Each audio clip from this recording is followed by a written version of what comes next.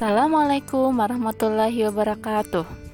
Perkenalkan, saya Ribda Hidayah, peserta Latsar Angkatan 1 Golongan 2 dari kelompok 3. Di sini saya akan membahas tentang sintesa agenda 3 dan personal branding.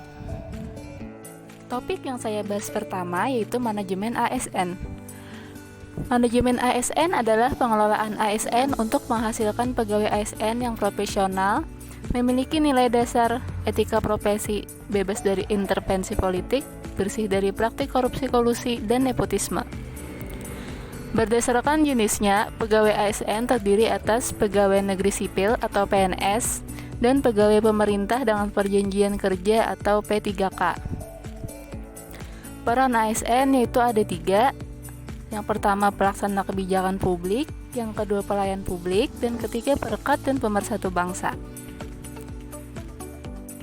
Sistem merit adalah kebijakan dan manajemen ASN yang berdasarkan pada kualifikasi, kompetensi, dan kinerja secara adil dan wajar dengan tanpa membedakan latar belakang politik, ras, warna kulit, agama, asal-usul, jenis kelamin, status pernikahan, umur, atau kondisi kecacatan.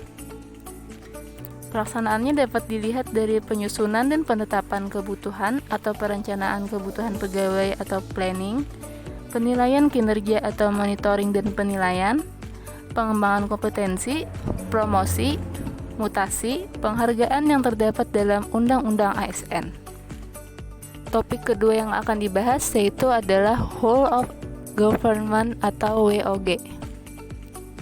WOG adalah sebuah pendekatan penyelenggaraan pemerintahan yang menyatukan upaya-upaya kolaboratif pemerintahan dari keseluruhan sektor dalam ruang lingkup koordinasi yang lebih luas guna mencapai tujuan-tujuan pembangunan kebijakan, manajemen program, dan pelayanan publik.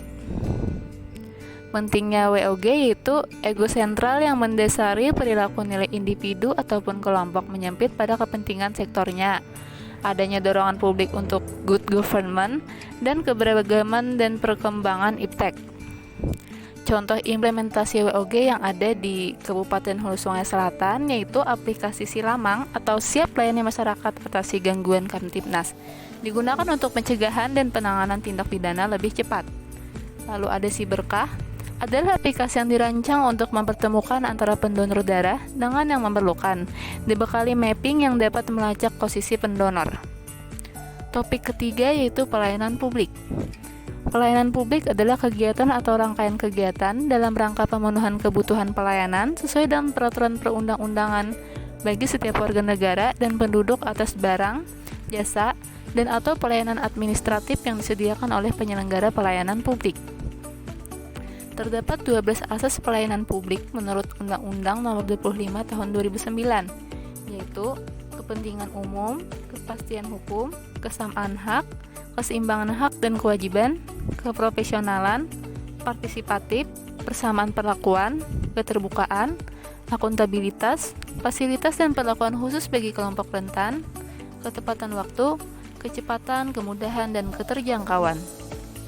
Contoh implementasi asas pelayanan publik yaitu memberikan pelayanan dengan tepat waktu secara profesional dan tanggap serta melayani semua pasien tanpa terkecuali.